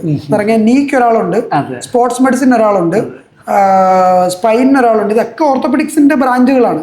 അപ്പം എല്ലാ പ്രോബ്ലം ഓർത്തോപെഡിക്സിൻ്റെ അടുത്തോട്ട് പോകാനല്ല, അതിന് സ്പെഷ്യലൈസ്ഡ് ആയിട്ടുള്ള ആൾക്കാർ, എക്സ്പോഷർ കിട്ടിയുള്ള ആൾക്കാർ അവർ പോവുക, അവരിൽ നിന്ന് അഡ്വൈസ് മേടിക്കുക. എല്ലാവരും അഡ്വൈസ് തന്നെയാണ് തരുന്നത്. പക്ഷെ ആ എക്സ്പോഷറുള്ള ആൾക്കാരിൽ നിന്ന് തന്നെ ഞാൻ എവിടെ പോയി കമ്പനി തുടങ്ങിയാൽ കറക്റ്റ് ആയിരിക്കും, എങ്ങനെ സ്ട്രക്ചറിങ് ചെയ്താൽ കറക്റ്റ് ആയിരിക്കും, എങ്ങനെ എനിക്ക് തിരിച്ചു വരാൻ പറ്റും, ഇതൊക്കെ ഒരു പ്ലാൻ കേട്ട് വെക്കുന്ന നല്ലതാണ്. എന്നിട്ട് അതിനനുസരിച്ച് ബിൽഡ് ചെയ്യും. അങ്ങനെയാണ് റിവേഴ്സ് ഫ്ലിപ്പിലോട്ട് ഞാനിപ്പോൾ വന്നത്. ഇപ്പോൾ ഇനി ഇന്ത്യ ആയിരിക്കും എൻ്റെ ഒരു പ്ലാറ്റ്ഫോം. ഇവിടുന്ന് നെക്സ്റ്റ് ഒരു IPO വരെ എത്തിക്കുന്ന ഒരു കമ്പനി ബിൽഡ് ചെയ്യുക എന്നുള്ളതാണ് നെക്സ്റ്റ് പ്രോസസ്. അപ്പോൾ നേരത്തെ പറഞ്ഞ ക്വസ്റ്റിന്റെ ബാക്കി ഫൗണ്ടേഴ്സിന്റെ മിസ്റ്റേക്സ് ചെയ്യാൻ 2 മിസ്റ്റേക്ക്. സോ ഒന്നാമത്തെ ഏറ്റവും ആദ്യത്തെ മിസ്റ്റേക്ക് എന്ന് പറഞ്ഞാൽ നമ്മൾ എടുക്കുന്ന പ്രോബ്ലം ഫേക്ക് ചെയ്യാതിരിക്കുക. ഫണ്ടിങ്ങിനകത്ത് മിസ്റ്റേക്ക് ആയിരുന്നു ചോദിച്ചാൽ. പക്ഷെ അതിന് മുമ്പ് ഞാൻ പറഞ്ഞാൽ എടുക്കുന്ന പ്രോബ്ലം നമുക്ക് സ്റ്റോറി ബിൽഡ് ചെയ്യാൻ പറ്റും, സ്റ്റോറി പറയാൻ പറ്റും. പക്ഷെ ആ പ്രോബ്ലം നിങ്ങൾക്ക് പോലും കൺവിക്ഷൻ ഉണ്ടോ ഇല്ലയോ എന്ന് ആദ്യം ചോദിക്കുക. നിങ്ങൾക്ക് മറ്റുള്ളവർ കൺവിക്ഷൻ വെക്കാൻ പറ്റും, കുറച്ച് കഥയൊക്കെ പറഞ്ഞ് കൺവിക്ഷൻ കൊണ്ടുവരാൻ പറ്റും. പക്ഷെ നിങ്ങൾക്ക് ആയിരിക്കും ആദ്യം ആ സിഗ്നൽ കിട്ടുന്നത്, ഇത് വർക്കാവോ, ഞാൻ പറയുന്നത് വർക്കാവാതിരിക്കാവോ എന്നുള്ളത്. കൺവിക്ഷനുള്ള കാര്യത്തിന് മാത്രമേ ഇറങ്ങിത്തിരിക്കുക. 2 ഫണ്ടിങ്ങിനകത്ത് 2 മിസ്റ്റേക്ക് എന്ന് പറഞ്ഞാൽ, മിസ്റ്റേക്ക് എന്ന് പറഞ്ഞാൽ ചെയ്യാൻ പാടില്ലാത്ത കാര്യങ്ങൾ ഫണ്ട് റേസിംഗുമായി ബന്ധപ്പെട്ട് നമ്മൾ കംപ്ലൈൻസ് എല്ലാം മാറ്റി നിർത്തിയിട്ട് ഒരു ഇൻവെസ്റ്റർ അപ്രോച്ച് ചെയ്യുമ്പോൾ നമ്മൾ ചെയ്യാൻ പാടില്ലാത്ത 1-2 കാര്യങ്ങൾ പറയുകയാണെങ്കിൽ, സോ ഇൻവെസ്റ്റേഴ്സിനെ അപ്രോച്ച് ചെയ്യുന്നതിന് മുമ്പേ നിങ്ങൾക്ക് ഒരു 5 year 10 year ഒരു ക്ലിയർ പ്ലാൻ വേണം, അല്ലെങ്കിൽ അറ്റ്ലീസ്റ്റ് ഒരു 1 year ഇതാണ്. ജസ്റ്റ് പോയി പെട്ടെന്ന് പോയി ഡൈല്യൂട്ട് ചെയ്യാൻ നോക്കരുത്. ഇവിടെ ഞാനിപ്പോൾ കണ്ടിട്ടുള്ള കുറേ സ്റ്റാർട്ടപ്പുകൾ ചെയ്തേക്കെന്ന് പറഞ്ഞാൽ ഇൻവെസ്റ്റേഴ്സ് വന്നിട്ടൊരു തടിക്ക് വില പറയുന്ന പോലാണ് ഈ കമ്പനിക്ക്. കാരണം എവിടെ നിന്നെങ്കിലും പൈസ കിട്ടിയാൽ മതിയെന്നാണ് എല്ലാ സ്റ്റാർട്ടപ്പ് ഫൗണ്ടറിൻ്റെയും ഒരു മൈൻഡ്. എല്ലാം പൈസ ആണല്ലോ, അപ്പോൾ എവിടെ നിന്നെങ്കിലും കിട്ടിയാൽ മതി. എന്നിട്ട് പോയി സംസാരിക്കുന്ന ആൾക്കാർ സ്റ്റാർട്ടപ്പിൻ്റെ നല്ല ഇൻവെസ്റ്റർ നോക്കുന്നതെന്ന് പറഞ്ഞാൽ ഈ സ്റ്റാർട്ടപ്പിനെ ചെറിയ ഇക്വിറ്റി എടുക്കുക, എന്നിട്ട് ആ സ്റ്റാർട്ടപ്പിനെ വളരാൻ വിടുക, എന്നിട്ട് അതിൻ്റെ ലാർജ് ഗെയിമിലോട്ട് എത്തിക്കുക എന്നുള്ളതാണ്. റോങ് ഇൻവെസ്റ്റർ ചിന്തിക്കുന്നത് ആദ്യമേ ഒരു 40-50% ഞാൻ എടുക്കുക, ഈ പയ്യനെ ലോക്ക് ചെയ്തോടെ വെച്ചിട്ട് പയ്യനെ നോക്കുമ്പം അതേ പൈസയും കിട്ടിയിട്ടുണ്ട്. ഇത് ഇവർക്ക് രണ്ടുപേർക്കും മനസ്സിലാകുന്നില്ല. പയ്യൻ അന്നേരം നോക്കിയപ്പോൾ ആരും പൈസ തരാനില്ലായിരുന്നു. അപ്പം ഇവൻ ആകെ ചോദിച്ച ഒരു ചെറിയ പോണ്ടിൽ ഈ ഉള്ള ആൾക്കാരോട് ചോദിച്ചിട്ടുള്ളൂ. അപ്പോൾ അവന് പോലും കൺവിക്ഷൻ ഇല്ല വലിയ ആൾക്കാരോട് പോയി ചോദിക്കാൻ പറ്റുമോ ഇല്ല എന്നുള്ളത്. അപ്പം ചോദിക്കുന്ന ഈ പൈസ എവിടുന്നും കിട്ടുന്നത് പൈസയാണ്. പക്ഷെ ഈ തരുന്ന ആള് റൈറ്റ് ആയിട്ടുള്ള ആളാണോ, റൈറ്റ് ആയിട്ടുള്ള ഇന്റൻഷനിലാണോ ഈ വരുന്നത് എന്നുള്ളത് വളരെ ക്ലിയർ ആണ്. പൈസ രണ്ടിടത്തു നിന്ന് ഒന്നായിരിക്കും. ചിലപ്പോൾ 1 CR തരുന്നതാണെങ്കിൽ രണ്ടുപേരും 1 CR ആയിരിക്കും തരുന്നത്. ആദ്യത്തെ ആൾ 1 CR തരാനുണ്ടായിരിക്കും, 30% വേണമെന്ന് പറയും. രണ്ടാമത്തെ ആൾ 25 lakhs തരത്തുള്ളായിരിക്കും. പക്ഷെ പുള്ളി ഇച്ചിരൂടെ സ്ട്രാറ്റജിക്കലി ഒരാളാണെങ്കിൽ രണ്ടാമത്തെ ആളിൽ നിന്ന് എടുക്കണം. കാരണം അദ്ദേഹത്തിന്റെ ബാക്കിയുള്ള വാല്യൂ നിങ്ങൾ മുമ്പോട്ട് പോകുമ്പോൾ നിങ്ങൾക്ക് ക്ലാരിറ്റി കിട്ടത്തുള്ളൂ. ഈ ക്ലാരിറ്റി കിട്ടാത്ത സമയത്താണ് നമ്മൾ ഇന്ന് എല്ലാം ഇറങ്ങുന്നത്, ഫണ്ടിങ്ങിന് ഇറങ്ങുന്നത്, ഫൗണ്ടറിനെ കണ്ടുപിടിക്കാൻ ഇറങ്ങുന്നത്, പല കാര്യത്തിനും ഇറങ്ങുന്ന ഈ ക്ലാരിറ്റി ഇല്ലാത്ത ടൈമിൽ നിങ്ങൾക്ക് തന്നെ എത്രയൊക്കെ ക്ലാസ്സുകൾ കേട്ടാലും എത്രയൊക്കെ പോഡ്കാസ്റ്റുകൾ കേട്ട് നിങ്ങൾക്ക് തന്നെ ആ വഴി കൂടെ നടന്ന് കുറച്ച് പരാജയങ്ങളൊക്കെ ഒന്ന് തെളിയുന്നൊരു ടൈമുണ്ട്. ആ ടൈം നിങ്ങൾ പ്രിസർവ് ചെയ്യേണ്ട ടൈമാണ്. എന്തും ചാടിക്കയറി യെസ് പറയില്ല, അത് പ്രിസർവ് ചെയ്ത് വേണ്ടത് എടുക്കുക, എന്നിട്ട് പതുക്കെ മുമ്പോട്ട് പോവുക. കാരണം നിങ്ങൾക്ക് ഇനിയും പരാജയം വരാൻ കിടക്കുന്നു, നിങ്ങൾ ഇനിയും വീഴാൻ കിടക്കുന്നു. ഇതൊക്കെ ഒന്നും പൊടിയൊക്കെ തട്ടി കഴിഞ്ഞിട്ട് വരുമ്പോഴത്തേന് നിങ്ങളൊന്ന് ക്ലിയർ ആവും. അപ്പം എവിടുന്ന് പൈസ എടുക്കാമെന്നൊരു മൈൻഡ് സെറ്റ് മാറ്റുക. റൈറ്റ്, പുള്ളി നേരത്തെ ഇൻവെസ്റ്റ് ചെയ്തിട്ടുണ്ടോ, പുള്ളിയുടെ ഇൻവെസ്റ്റ്മെന്റ് പോർട്ട്ഫോളിയോ എന്താണ്, ഇവർ ഇൻവെസ്റ്റ് ചെയ്ത സ്റ്റാർട്ടപ്പ് ഫൗണ്ടേഴ്സിനോടും ചോദിക്കുക. ഇതുപോലെ വേറൊരു കാര്യം എന്ന് പറഞ്ഞാൽ തിരിച്ചു ചോദ്യം ചോദിക്കുക. പല ഫൗണ്ടേഴ്സും ഇദ്ദേഹം ഏതോ വാമനനും മഹാബലിയും പോലെ ദാനം തരുന്ന ഒരു ആറ്റിറ്റ്യൂഡിലാണ് നിൽക്കുന്നത്. ഓ എനിക്ക് എങ്ങനെ കിട്ടിയാൽ മതി, എനിക്ക് തിരിച്ചൊന്നും ഞാൻ ചോദിക്കത്തില്ല. ഞാൻ അടുത്തിടെ കണ്ട ഞാൻ മുമ്പേ പറഞ്ഞൊരു സ്റ്റാർട്ടപ്പ് ഒരു ടീമിന്റെ ജേർണിയിൽ ഞാൻ അവരോട് പറഞ്ഞു, നിങ്ങൾ ആ ഇൻവെസ്റ്ററിനോട് ചോദിക്കേണ്ട 2-3 ചോദ്യങ്ങൾ ഇതൊക്കെയാണ്.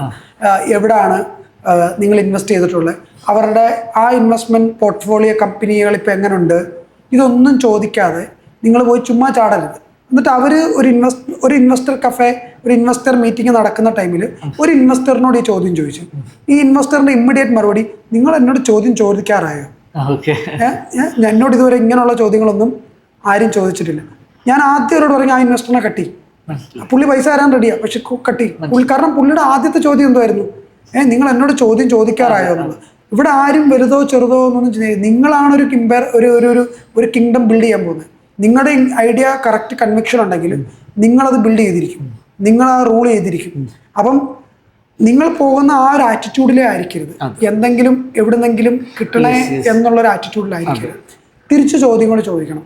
ആ ചോദ്യങ്ങൾ നിങ്ങളുടെ നേരത്തെ ഇൻവെസ്റ്റ്മെന്റ് തീസിസ് എന്താണ്, നല്ല ഇൻവെസ്റ്റർ ആണെങ്കിൽ അത് പറഞ്ഞു തരും.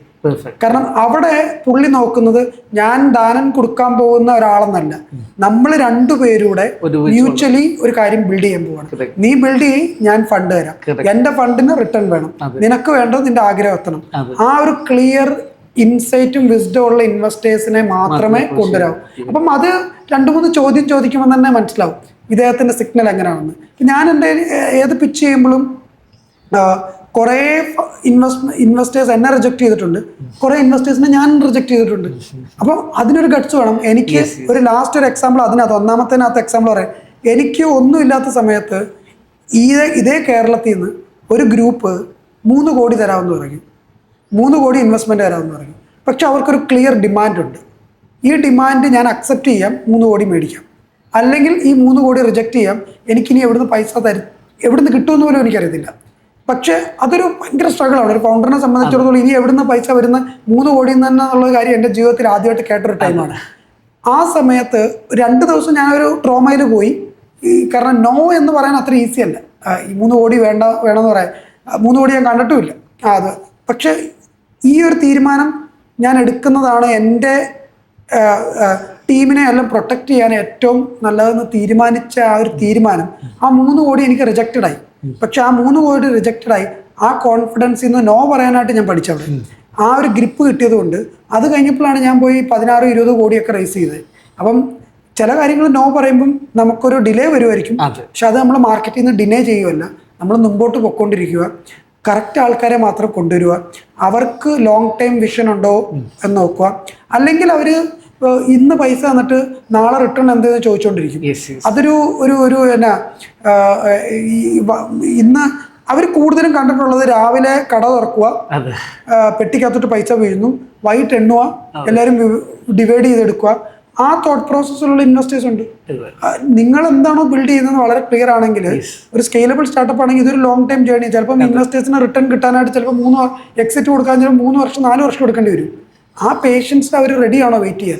അല്ലെങ്കിൽ നിങ്ങൾ നിങ്ങളുടെ കമ്പനിക്ക് വേണ്ടി ഫോക്കസ് ചെയ്യേണ്ട പകുതി ടൈം ഇയാളെ കൺവിൻസ് ചെയ്യാനായിട്ട് ഫോക്കസ് ചെയ്യേണ്ടി വരും. അത് ഭയങ്കര ഡിസ്ട്രാക്ഷൻ ആയിരിക്കും. കാരണം അത് ഭയങ്കര പ്രഷർ ആയിരിക്കും.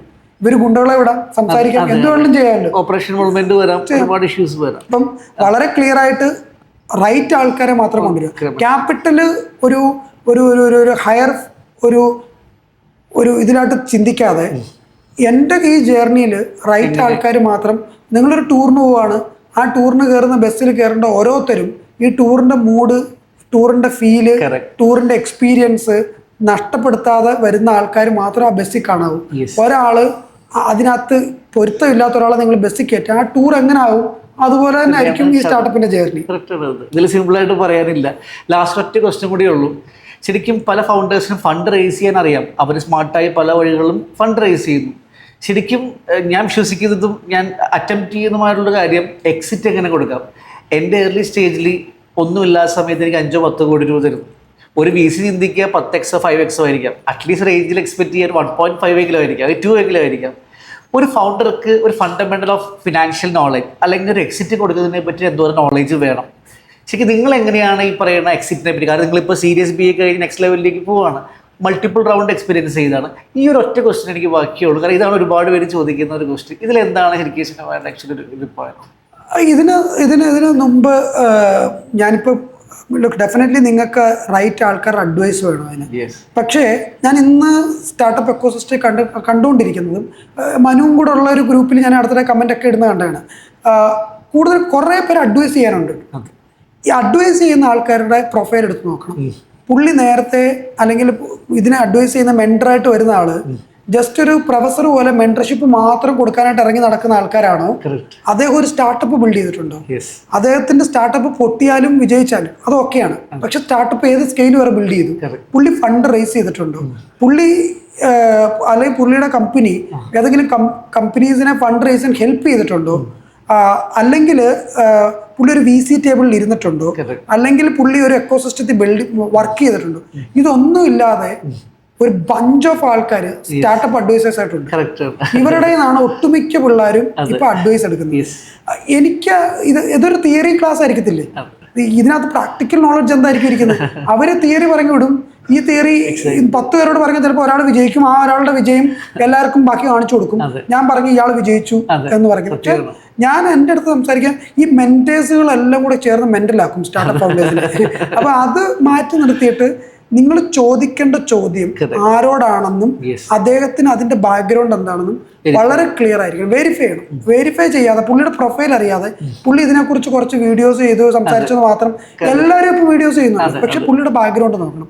എത്ര സ്റ്റാർട്ടപ്പുകൾ പുള്ളി ചെയ്തിട്ടുണ്ട്, അപ്പം ഫണ്ട് റേസിന് സപ്പോർട്ട് ചെയ്തിട്ടുണ്ട്, എത്ര കാരണം ഓരോ ഫണ്ട് റേസിന് സപ്പോർട്ട് ചെയ്യുമ്പോഴും അല്ലെങ്കിൽ ഓരോ സ്റ്റാർട്ടപ്പുകൾ ചെയ്തപ്പോഴും പുള്ളിക്ക് ഒരു എൻഡ്യൂറൻസ് ബിൽഡ് ചെയ്തിട്ടുണ്ട്. ആ ഇൻസൈറ്റ് ആണ് റിയലി വേണ്ടത്, അല്ലാതെ ജസ്റ്റ് അഡ്വൈസ് മാത്രമായിട്ട്. അപ്പം എന്താന്ന് പറഞ്ഞാൽ ചോദിക്കുന്ന ആള് കൊടുക്കുന്ന ആൾക്ക് അതൊരു ഒരു വർക്ക് മോഡായിരിക്കും. പക്ഷെ കേൾക്കുന്ന ആളുടെ ടൈം പോവാ പിന്നെയും. കാരണം ആ റോങ് പെർസെപ്ഷനിൽ പോയി പുള്ളിയുടെ ടൈം പിന്നെയും പോയി. സെക്കൻഡ്, എക്സിറ്റ് കൊടുക്കുന്നതിനെ കുറിച്ച് പറഞ്ഞു. ഈ എക്സിറ്റ് ലുക്ക്, നിങ്ങൾക്ക് അടുത്ത റൗണ്ടുകൾ റേസ് ചെയ്യുന്നതിനെ കുറിച്ചുള്ള ക്ലിയർ സ്ട്രാറ്റജി ആദ്യം വേണം. എനിക്ക് ഇപ്പോൾ എക്സാമ്പിൾ ഇപ്പോൾ എനിക്ക് എൻ്റെ പ്രോഡക്റ്റ് 4 lakhs കസ്റ്റമറിലെത്തണം. 4 lakhs കസ്റ്റമറിലെത്തണമെങ്കിൽ എൻ്റെ ഒരു 1 million വേണം. എനിക്കൊരു 1 million കസ്റ്റമറിലെത്തണമെങ്കിൽ എൻ്റെ ഒരു 3 million വേണം. അതാദ്യം വളരെ ക്ലിയർ ആയിരിക്കണം. കാരണം അതിനെത്തുന്നതിന് മുമ്പേ നിങ്ങളുടെ പ്രോഡക്റ്റ് സ്കെയിലബിൾ ആകാൻ പോകുന്നുണ്ടോ, അല്ലെങ്കിൽ എനിക്ക് വലിയൊരു മാർക്കറ്റിലോട്ട് എത്തിക്കാൻ പറ്റുന്നുണ്ടോ എന്നുള്ള ക്വസ്റ്റ്യൻസൊക്കെ ആൻസർ വേണം. അത് ആൻസർ ഉണ്ടെങ്കിൽ ഇനി എപ്പോൾ എത്തിക്കോ എന്നുള്ള മൈൽ സ്റ്റോണും സെറ്റ് ചെയ്തു. ഈ എപ്പോൾ എത്തിക്കോ എന്നുള്ള മൈൽ സ്റ്റോൺ ആദ്യം സെറ്റ് ചെയ്തിട്ട് വേണം ഈ മൈൽ സ്റ്റോണിൽ ഞാൻ എത്തുമ്പോൾ ഇതിന് മുമ്പേ മൈൽ സ്റ്റോണിൽ കയറി വരണം. അപ്പം ഈ ബസ്സിനകത്ത് 50 പേർക്കേ കയറാൻ പറ്റത്തുള്ളൂ. അടുത്ത സ്റ്റോപ്പിൽ ചെല്ലുമ്പോൾ അടുത്ത 50 പേര് കയറുമ്പോൾ ആരാണ് ഇറങ്ങേണ്ടത്? ഇതിനാണ് ഒരു എക്സിറ്റ് സ്ട്രാറ്റജി എന്ന് ഞാൻ ചിന്തിക്കുന്നത്. സിമ്പിളായിട്ട് ചിന്തിക്കുന്നത് 20-50 സീറ്റേ ഉള്ളല്ലോ എന്തായാലും. അപ്പം പക്ഷേ ഈ ട്രിപ്പ് ഇങ്ങനെ കണ്ടിന്യൂ ചെയ്തുകൊണ്ടിരിക്കുകയാണ്. ഇതൊരു ജേർണിയാണല്ലോ. അപ്പം ഈ ആദ്യം വന്നതിനകത്തുനിന്ന് ആരെ എങ്ങനെ എക്സിറ്റ് ചെയ്യണം, അടുത്ത സ്റ്റോപ്പ് എത്തുമ്പോൾ തന്നെ ആര് എക്സിറ്റ് ആകണം എന്നുള്ളൊരു മെന്റൽ ഫ്രെയിം വർക്ക് അവര് ഹാപ്പിയാണ്. ബെയർ മിനിമം അറ്റ്ലീസ്റ്റ് ഒരു 1.5 to 2x കൊടുക്കാൻ പറ്റും. Bare minimum. മേലോട്ട് വരുന്നതൊക്കെ ബോണസ് ആണ് പിന്നെ. ബട്ട് അതിനുവേണ്ടി എക്സിറ്റ് സ്ട്രാറ്റജി ലാർജർ അംബ്രല്ലയിൽ 3 രീതിയിലാണ്. ഒന്ന് IPOക്ക് പോകാം, അക്വസിഷന് പോകാം, അല്ലെങ്കിൽ ഒരു അക്വയറിന് പോയിട്ട് വേറൊരു കമ്പനിയുടെ സ്റ്റോക്ക് നമുക്ക് കൊണ്ടുവരാം. ആ സ്റ്റോക്കിന് ഒരു വാല്യൂ വരും. ഇങ്ങനെയൊക്കെ വരുന്നു. അല്ലാതെ വരുന്നതെന്ന് പറഞ്ഞാൽ അടുത്ത ഫണ്ട് റൈസ് വരുമ്പോൾ കൂടുതലുള്ള വാല്യൂഷനുള്ള ഫണ്ട് റൈസ് വരുമ്പോൾ നമുക്ക് സെക്കൻഡറി എക്സിറ്റ് ആയിട്ട് കൊടുക്കാൻ പറ്റും. ഇപ്പം ഞാനും ഒരു സെക്കൻഡറി എക്സിറ്റിന് ഒരു ഫണ്ട് റൈസിന് ഇപ്പം പോകാൻ പോവാണ്. അപ്പം എനിക്കറിയാം ആദ്യത്തെ ഫണ്ട് റൈസിൽ ആദ്യം വന്ന കുറച്ച് ആൾക്കാരുണ്ട്. അവർ അത്രയും ഈ സ്റ്റാർട്ടപ്പിന്റെ സ്റ്റോറിയിൽ ആഗ്രഹിച്ചു വന്നവരാണ്. അല്ലാതെ സ്റ്റാർട്ടപ്പ് ഇൻവെസ്റ്റ്മെന്റ് അപ്പറ്റേറ്റിൽ ഒത്തിരി ഉള്ളവരല്ല. അപ്പം അവരെ എനിക്ക് ഒത്തിരി റിസ്ക് കൊടുക്കണ്ട. അവരോട് ഞാൻ സംസാരിക്കും. ഞാനൊരു ഇൻവെസ്റ്റ്മെന്റ് കൊണ്ടുവരുന്നുണ്ട്, സെക്കൻഡറി എക്സിറ്റ് വേണോ, നിങ്ങളുടെ ബൈബാക്ക് ചെയ്തിട്ട് ഞാൻ അവർക്ക് കൊടുക്കാം. എന്തുകൊണ്ട് അവർക്ക് ചിലപ്പോൾ ഇതിനെക്കുറിച്ച് അറിയാതിരിക്കാം. പക്ഷെ എനിക്കറിയാം അവർക്ക് സ്റ്റാർട്ടപ്പിന്റെ സ്റ്റോറിയില്ലെന്നവർക്ക് ഭയങ്കര ആഗ്രഹമായിരുന്നു. പക്ഷെ ഇൻവെസ്റ്റ്മെന്റിന്റെ ഒരു അപ്പറ്റേറ്റ് അത്രയും കാണത്തില്ല. പക്ഷെ ആ ആഗ്രഹം കൊണ്ട് അവർ പൈസ തന്നു. അപ്പൊ അവരെ റെസ്പെക്ട്ഫുള്ളി ആദ്യം സംസാരിക്കുക, അവർക്ക് എക്സിറ്റ് കൊടുത്ത് മാറ്റുക. ഇനി അപ്പറ്റേറ്റ് ഉള്ളവരുണ്ട്, അവരോട് സംസാരിക്കുക. മൊത്തം എക്സിറ്റ് വേണോ, പാർഷ്യൽ എക്സിറ്റ് വേണോ? പാർഷ്യൽ എക്സിറ്റ് വന്നിട്ട് നിങ്ങൾ ബാക്കി കണ്ടിന്യൂ ചെയ്യുന്നോ ജേർണി, എന്നാൽ നിങ്ങൾ ഇട്ട ക്യാപിറ്റൽ നിങ്ങൾക്ക് വിഡ്രോ ചെയ്ത് ഒരു എക്സിറ്റ് വേണോ എന്നുള്ളത്. അപ്പം ഇതെല്ലാം സ്റ്റാർട്ട് ചെയ്യുന്നത് ഞാൻ പറഞ്ഞ ഒരു ബസ്സിന്റെ ജേർണിയിലാണ്. അടുത്ത സ്റ്റോപ്പ് ആദ്യം ആ പ്ലാൻ വെക്കുക. നിങ്ങളുടെ കമ്പനി നെക്സ്റ്റ് 5 year എവിടെയൊക്കെ പോകണം, ഏതൊക്കെ സ്റ്റോപ്പിലാണ് ഞാൻ, ഏത് മൈൽ സ്റ്റോൺ വേണ്ടിയാണ് ഞാൻ അടുത്ത ഫണ്ട് റൈസ് ചെയ്യാൻ പോകുന്നത്. ആ മൈൽ സ്റ്റോൺ വേണ്ടി ആ ഫണ്ട് റൈസ് ചെയ്യുമ്പം പിന്നെയും ആ ഒരു ബസ്സിനകത്ത് 50 സീറ്റേ ഉള്ളൂ. അപ്പോൾ ആരെയാണ് നമ്മൾ വെളിയിലോട്ട് നിൽക്കാൻ പറയേണ്ടത്? അവരോട് പറയുമ്പം എങ്ങനെ പറയണം? ആ പറയുന്നതിനകത്ത് അവർക്ക് റെസ്പെക്ട്ഫുള്ളി സന്തോഷത്തിൽ, കാരണം ആ ജേർണി കണ്ടിന്യൂ ചെയ്യുമ്പോൾ അയാൾക്ക് ബാക്കി എക്സ്പീരിയൻസ് കിട്ടുന്നില്ലല്ലോ. പക്ഷെ അയാൾക്ക് ആ എക്സ്പീരിയൻസിന്റെ ഒരു ഹാപ്പിനെസ് കിട്ടി ഇറങ്ങി പോകാനും പറ്റണം. എന്നാലേ പുള്ളി അടുത്ത ഫൗണ്ടർ എന്ന് പിച്ച് ചെയ്യുമ്പം അവരെ സപ്പോർട്ട് ചെയ്യാനായിട്ട് നിൽക്കത്തുള്ളൂ. അല്ലെങ്കിൽ പോട്ടെ, എനിക്ക് എൻ്റെ അടുത്ത കമ്പനി ഇൻവെസ്റ്റ്മെന്റിന് പോകണമെങ്കിൽ ഞാൻ പുള്ളിയുടെ അടുത്ത് പോയി ചോദിക്കുമ്പോൾ പുള്ളി ഡബിൾ ദി ഹാർട്ടിൽ, ഞാൻ അന്ന് 1 ലക്ഷം തന്നു, ഇപ്പം ഞാൻ 2 ലക്ഷം തരാൻ റെഡിയാണ്. കാരണം നീ അന്ന് ഞാൻ തന്ന 1 ലക്ഷം രൂപ തിരിച്ചു തരാൻ കാണിച്ചു എന്ന് ആ ഒരു റെസ്പെക്ട്ഫുൾ റിലേഷൻഷിപ്പ് കാണിക്കുക. ഇതിനകത്തൊരു ബാഡ് എക്സ്പീരിയൻസ് ഞാൻ പറയാം.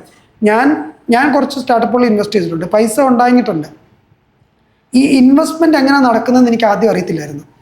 കാരണം എനിക്ക് എങ്ങനെ പിച്ച് ചെയ്യണം, ഇൻവെസ്റ്ററിൻ്റെ ഒരു ആംഗിൾ എന്ത് പറയുമ്പോഴാണ് ഇഷ്ടപ്പെടുന്നതെന്നൊക്കെ അറിയാൻ വേണ്ടി കുറച്ച് ഈ ഏഞ്ചൽ സിൻഡിക്കേറ്റുകൾ ഞാൻ പോയി എൽ പി ആയിട്ട് കുറച്ച് പൈസ അതിനുവേണ്ടി, കാരണം എനിക്ക് പഠിക്കാൻ വേണ്ടി മാറ്റി വെച്ചാന്ന് വിചാരിച്ചാൽ മതി.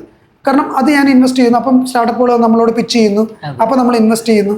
എന്തുകൊണ്ടാണ് ഞാൻ ഇൻവെസ്റ്റ്മെന്റ് ഡിസിഷൻ എടുത്തത്, അതേ ഡിസിഷൻ ആയിരിക്കും ഞാൻ പോയി പിച്ച് ചെയ്യുമ്പോഴും എനിക്കും എടുക്കാൻ പോകുന്നത്. അപ്പം ഇതിനകത്ത് കുറച്ച് സ്റ്റാർട്ടപ്പുകൾ കമ്പനി സ്കെയിൽ ഡൗൺ ആയി, അവർ നമ്മളോട് പറയത്തില്ല.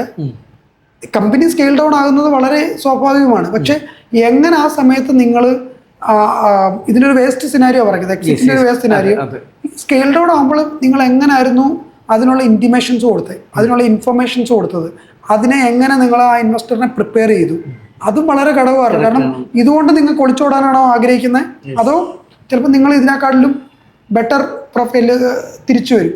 ആ സമയത്ത് ഇവര് നിങ്ങളെ ബാഡ് മൗത്ത് ചെയ്യരുത്, നിങ്ങളെക്കുറിച്ച് കുറ്റം പറയരുത്. അപ്പം ഈ ഒരു എക്സിറ്റ് സ്ട്രാറ്റജി ചിന്തിക്കുമ്പം ഒന്ന് ലോങ്ങർ ഒരു പ്ലാൻ വെക്കുക, നല്ല ആൾക്കാരെ കാണുക, നല്ല മെന്റേഴ്സിനെ കാണുക, ഇത് എക്സ്പീരിയൻസ് ചെയ്ത് സ്ട്രക്ചർ ചെയ്ത് കൊടുത്തിട്ടുള്ളവരോട് മാത്രം സംസാരിക്കുക.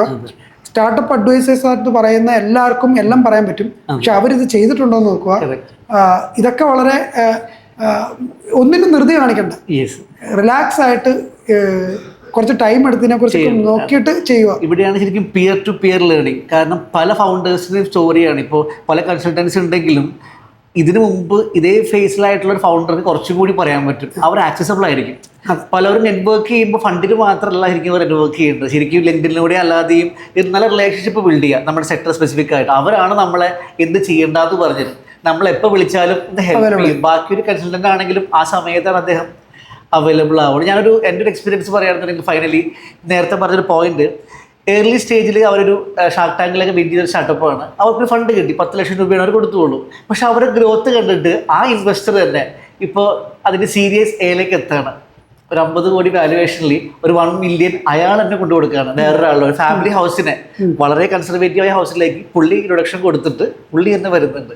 ഈ പറഞ്ഞ പോലെ ഒരു ഇൻവെസ്റ്റർ ഹാപ്പി ആണെങ്കിൽ അവർ നമ്മുടെ കൂടെ ഉണ്ടാവും. അങ്ങനെയുള്ളവരെ മാത്രം ഇതിൽ പിടിക്കുകയാണെങ്കിൽ വളരെ യൂസ്ഫുൾ ആണ്. അല്ലാത്ത ആളുകൾ ഈ ഓപ്പറേഷണൽ ഇൻവോൾവ്മെന്റിൽ നമ്മുടെ ഷെയർ ഹോൾഡേഴ്സ് എഗ്രിമെന്റിലൊക്കെ കൃത്യമായി ഡിഫൈൻ ചെയ്തില്ലെങ്കിൽ ഞാൻ മനസ്സിലാക്കുന്നത് ഫൗണ്ടറും ഇൻവെസ്റ്ററും നല്ല ഡിഫറൻസ് ഉണ്ട്. അത് കൃത്യമായി ഡിഫൈൻ അല്ലെങ്കിൽ നമ്മുടെ നാടൻ ഇൻവെസ്റ്റേഴ്സ് വലിയ പ്രശ്നമായിട്ട് മാറും. ഈ ഡിവിഡൻറ്റിൻ്റെ പ്രശ്നങ്ങൾ, കാരണം വാല്യുവേഷൻ അറിയില്ല, പിന്നെ വാല്യുവേഷൻ ഇല്ല, പ്രോഫിറ്റ് ഇല്ലെങ്കിലും ടേൺ ഓവർ ഇല്ലെങ്കിലും വാല്യുവേഷൻ ഒന്നും ഇല്ല, അതൊക്കെ വെറും ഒരു ഗിമിക്കാണ്. അപ്പോൾ ലാസ്റ്റ് പറയുന്നത് വാല്യുവേഷൻ പറയുമ്പോൾ, കാരണം നിങ്ങളുടെ വാല്യുവേഷൻ കുറച്ച് എനിക്കറിയാം, പക്ഷെ അത് വളരെ റീസണബിളാണ്. ഞാൻ നോക്കുമ്പോൾ അത് കുറവാണ് പറഞ്ഞിരിക്കുന്നത്. പലവരും എന്നോട് പറയും, സാർ എനിക്ക് പ്രീ മണി വാല്യുവേഷൻ ഉണ്ട് 1 മില്യൺ, റവന്യൂ നോക്കുമ്പോൾ ഒന്നുമില്ല. അപ്പോൾ എങ്ങനെ പ്രീ മണി വാല്യുവേഷൻ വരുന്നത്? അപ്പോൾ ഈ വാല്യുവേഷൻ പറയുമ്പോഴാണെങ്കിലും അത് റീസണബിൾ ആയിരിക്കണം എന്നാണ് നമ്മൾ ചിന്തിക്കുന്നത്. അതിൻ്റെ പുറത്താണ് ഈ പറയുന്ന എക്സിറ്റും എല്ലാം ഇരിക്കുന്നത്. അതിനെപ്പറ്റി കൂടി പറഞ്ഞു. വാല്യുവേഷൻ ലുക്ക് ആദ്യം എനിക്കറിയത്തില്ലായിരുന്നു എങ്ങനെയാണ് എടുക്കുന്നത്. പിന്നെ ഞാൻ കണ്ട ഏറ്റവും നല്ല സ്ട്രക്ചർ എന്ന് പറഞ്ഞാൽ നമ്മുടെ പിയർ ഗ്രൂപ്പ് ഓഫ് സ്റ്റാർട്ടപ്സുകൾ നോക്കുക. നമ്മുടെ അതേ സെഗ്മെന്റ് നിൽക്കുന്നവർ അവരുടെ സീരീസ് എ, സീരീസ് ബി അല്ലെങ്കിൽ സീഡ് സ്റ്റേജിൽ എത്ര വാല്യുവേഷനിലാണ്, എത്ര റവന്യൂല് വന്നപ്പോഴാണ് ആ വാല്യുവേഷനിൽ അവർ എത്തിയത്. അത് ഒരു സ്ട്രക്ചർ ഉണ്ടെങ്കിൽ അതൊരു ബെഞ്ച് മാർക്കായിട്ട് വെക്കുക. ഞാൻ ഇതുവരെ റേസ് ചെയ്തിട്ടുള്ള അതിൽ താഴെ പിടിച്ചിട്ടുണ്ട്. എൻ്റെ അതേ കോമ്പറ്റീറ്റർ എന്നെക്കാളിലും കുറച്ച് റവന്യൂ ചെയ്തവർ റേസ് ചെയ്ത വാല്യുവേഷനിൽ ഒരു സ്റ്റെപ്പ് താഴെയാണ് ഞാൻ. അപ്പം അതായിരിക്കും അതിന് വാല്യുവേഷൻ ഒരു സ്ട്രക്ചറിൽ ഞാൻ വെച്ചേക്കുന്നത്. എന്തായാലും നമ്മൾ ചെയ്യുന്ന സ്റ്റാർട്ടപ്പ് ലോകത്ത് നമ്മൾ മാത്രമല്ല ചെയ്യുന്നത്, വേറെ ഏതെങ്കിലും ഒരാൾ ഇന്ത്യയിൽ തന്നെ ഒരു 5 പേര് ചെയ്യുന്നുണ്ടായിരിക്കും. അപ്പം അതിൽ ബെഞ്ച് മാർക്കായിട്ട് ഒരാളെ വെക്കുക, നല്ല സ്കെയിൽ ആയിട്ടുള്ള ഒരു സ്റ്റാർട്ടപ്പ്. അവരുടെ പ്രീവിയസ് ജേണി നോക്കുക, അവരുടെ ഒരു സ്റ്റേജുകളിൽ എന്തായിരുന്നു വാല്യുവേഷൻ എടുത്ത്, അത് വളരെ കറക്റ്റാണ്. അത് നമ്മൾ റിസ്ക് പ്രീമിയം എന്ന് പറയും. ഇപ്പോൾ ഒരു ലിസ്റ്റഡ് കമ്പനീനെ കമ്പയർ ചെയ്യുമ്പോൾ ഒരു അൺലിസ്റ്റഡ് കമ്പനി 30% കുറച്ച് പറയണം. പിന്നെ ഫൗണ്ടേഴ്സ് ബാക്ക്ഗ്രൗണ്ടും മാർക്കറ്റും നോക്കി താഴെ പറയണം. ഇവിടെ നമ്മൾ കൂട്ടിയാണ് പറയാം. അപ്പോൾ ഇതാണ് ശരിക്കും അശ്വിൻ ദാമോദരൻ എന്ന് പറയുന്ന ഒരു വാല്യുവേഷൻ മാസ്റ്റർ ഉണ്ട്. അദ്ദേഹമാണ് വേൾഡിലെ ഏറ്റവും ലീഡിംഗ് ആയിട്ടുള്ള ഒതന്റിക് ആയിട്ടുള്ള വാല്യൂവർ എന്ന് പറയുന്നത്. ഒരു MBA പ്രൊഫസറാണ്. അദ്ദേഹം വാല്യൂ ചെയ്യുന്നത് റീറ്റെയിനബിൾ കസ്റ്റമറിന്റെ പുറത്ത് മാത്രം. എനിക്ക് 10,000 യൂസർ ഉണ്ട്, 10,000-ൽ എത്ര ഒരു 800 യൂസർ ആയിരിക്കും റിക്കറിംഗ് ആയി വരുന്നത്, അതിന്റെ 75 മാത്രമേ മിനിമം എടുക്കുകയുള്ളൂ. ശരിക്കും ഇതാണ് ഒരു പരിധി വരെ റിയലിസ്റ്റിക് എന്നല്ല പറയുന്നത്, പല ഫാക്ടറിലും മാറാം. ഇതാണ് ഒരു ബെഞ്ച് മാർക്ക് പറയുന്നത്. ഞാൻ കുറച്ച് കണ്ടിട്ടുള്ള കുറച്ച് പേർക്ക് കുറെ വാല്യുവേഷൻ കൂട്ടി പറഞ്ഞ് ഒരു സ്റ്റോറി ബിൽഡ് ചെയ്യാൻ വേണ്ടി കുറച്ച് പേര് ഷെയർ കുറച്ച് കൊടുക്കാനായിട്ട്. ഇതിന്റെ ഒരു മാർക്കറ്റ് സ്കെയിൽ നോക്കുക, കോമ്പറ്റീറ്ററിനെ നോക്കുക. നിങ്ങൾക്ക് 10 വർഷത്തേക്കുള്ളൊരു ഫോക്കസ് ഉണ്ടെങ്കിൽ അവിടം വരെ ചെല്ലണമെങ്കിൽ ഞാൻ കുറെ ഡൈലൂട്ട് ചെയ്യേണ്ടി വരും. ആ 10 വർഷം വരെ ഞാൻ ഡൈലൂട്ട് ചെയ്യുമ്പോൾ ഞാൻ എത്ര ആയിരിക്കണമെന്ന്, എത്ര ആകുമെന്ന് ആദ്യമേ അറിയാമെങ്കിൽ ആദ്യത്തെ സ്റ്റേജിൽ എത്ര ഡൈലൂട്ട് ചെയ്യണമെന്നുള്ളത് ക്ലിയർ ആകും. അപ്പം ഇതൊക്കെ ഒന്ന് ബാക്ക്വേർഡ് ചിന്തിച്ചാൽ മാത്രം മതി. ക്യാപ് ടേബിളും ഒക്കെ പ്ലാൻ, ഇതൊക്കെ ഒന്നും ഇമ്മീഡിയറ്റ് ആയിട്ടുള്ള ഫോക്കസിൽ നിൽക്കാതെ, ഷോർട്ട് ടൈം ഫോക്കസ് മാത്രം ഇരിക്കാതെ ഒരു ലോങ് ടൈം ആയിട്ട് ഞാൻ എവിടെ എത്തണം എന്നുള്ളൊരു ക്ലാരിറ്റിയും കൂടെ ഉണ്ടെങ്കിൽ ഈസി ആയിട്ട് അത് ചെയ്യാൻ പറ്റും. ഓക്കെ. അപ്പോൾ എന്തായാലും ഒരുപാട് നല്ല കാര്യങ്ങൾ നമുക്ക് ഇന്ററാക്ട് ചെയ്യാൻ പറ്റി. ഒരുപാട് നല്ല വിഷൻ പറഞ്ഞു. പലവരും പറയും ബൈബാക്ക് ചെയ്യണം, എനിക്ക് IPOന് പോകണം, അല്ലെങ്കിൽ M&A മോഡലിൽ പോകണം. എന്തായാലും മൈക്കെയർ ഒരുപാട് നല്ല വിഷൻസ് ഉണ്ട്, അതിലേക്ക് ഒരുപാട് പ്രവർത്തിക്കുന്നുണ്ട്. അപ്പോൾ once again all the very best wishes to MyCare and Sinu. അപ്പോൾ എല്ലാം നന്നായിട്ട് വരട്ടെ. ഇനി നമുക്ക് കണക്ട് ചെയ്യാം. അതുപോലെ ഒരുപാട് സ്റ്റാർട്ടപ്സിനും ഈ പറയുന്ന ഇൻഫർമേഷൻസ് യൂസ്ഫുൾ ആവട്ടെ എന്ന് ഞാനും പ്രതീക്ഷിക്കുകയാണ്.